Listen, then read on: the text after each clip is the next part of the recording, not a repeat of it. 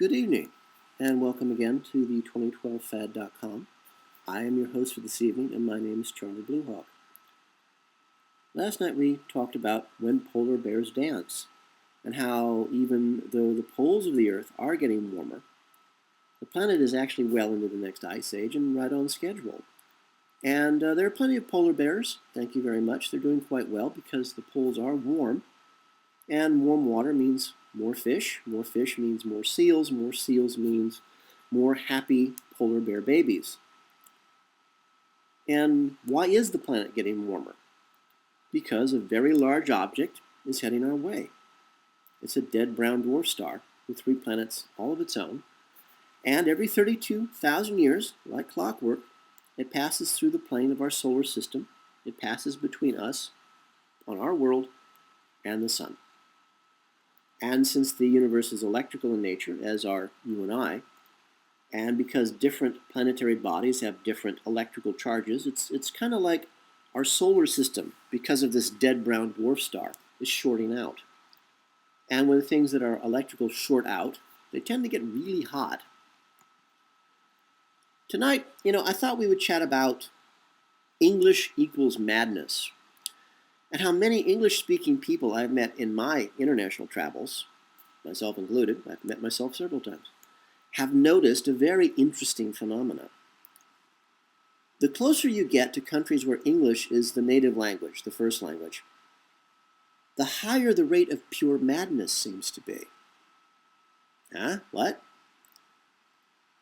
Does that mean that people whose native language is English are genetically insane? I don't think so. I think it's just the opposite. What I'm saying is that our masters seem, for some reason, to concentrate their mass mind control, their poisoning of the bodies of their people, their cattle, which in turn poisons the mind, seems to be concentrated in English-speaking countries. Now, I have encountered people from New Zealand, Australia, England, Ireland, Wales, Scotland, as well as, other North Americans, USA and Canada, who've told me the exact same story. They've had the exact same experiences. The closer they get to their home countries, the more the level of madness rises. The farther they get away from countries that speak English, the more normal people seem to be. Now, I sort of knew this, but until other people started to talk to me about it, about the same things that I am talking to you about,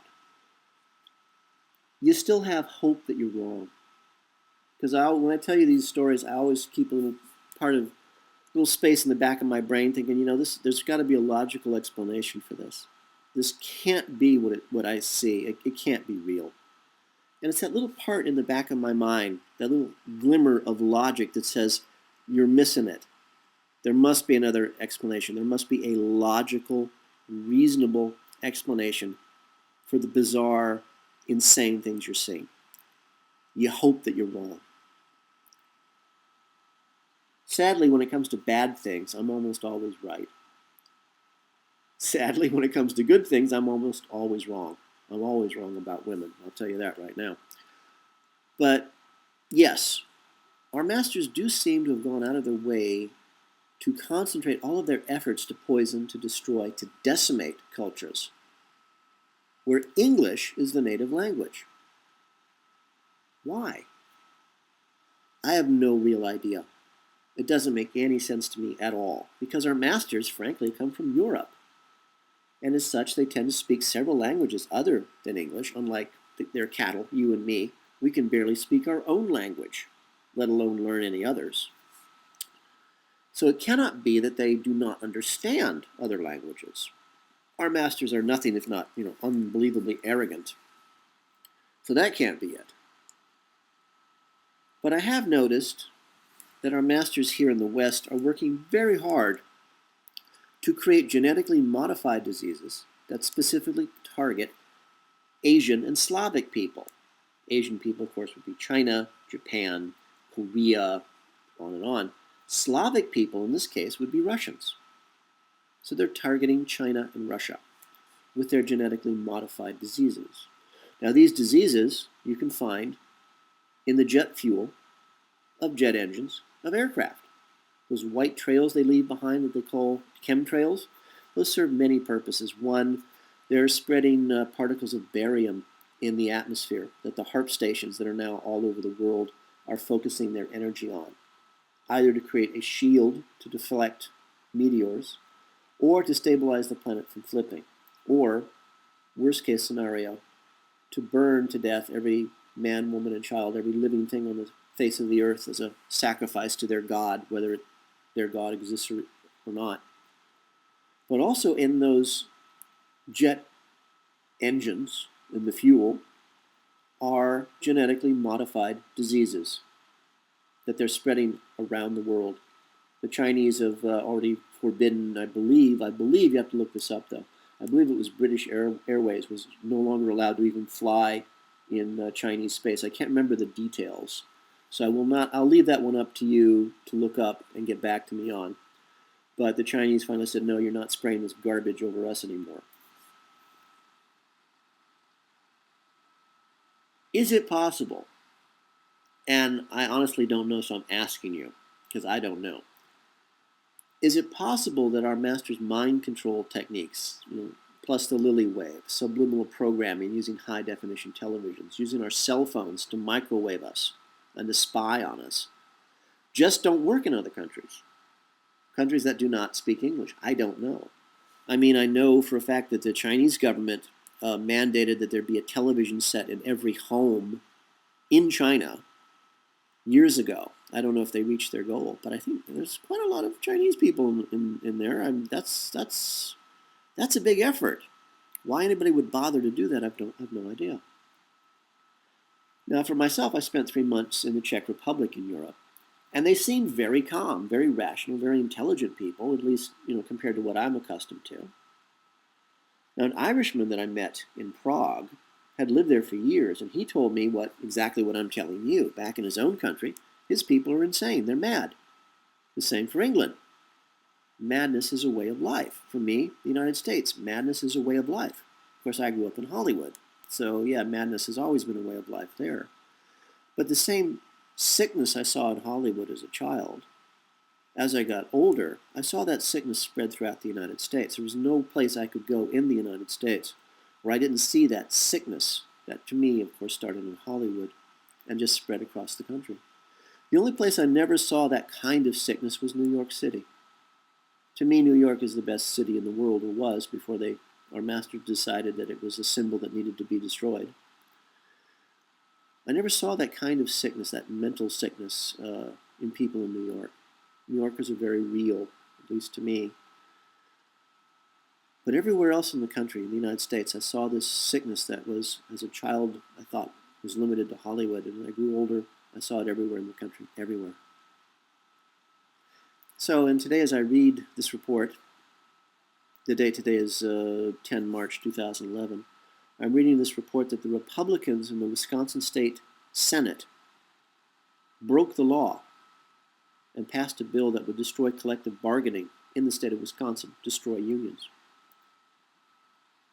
That's insanity. For a number of different reasons. They broke the very same laws under which they themselves were elected to office. They broke the very same laws that gave them power over us in the first place. So if they broke the laws to get their own way, what stops us from throwing them out of office by breaking a few more laws? And then breaking a few more laws, and then breaking a few more laws on both sides. They break laws, we break laws. Until someone, with very good reason and really good cause, brings a pistol and shoots one of these Republican lawbreakers in the back. You have a civil war. A staged civil war.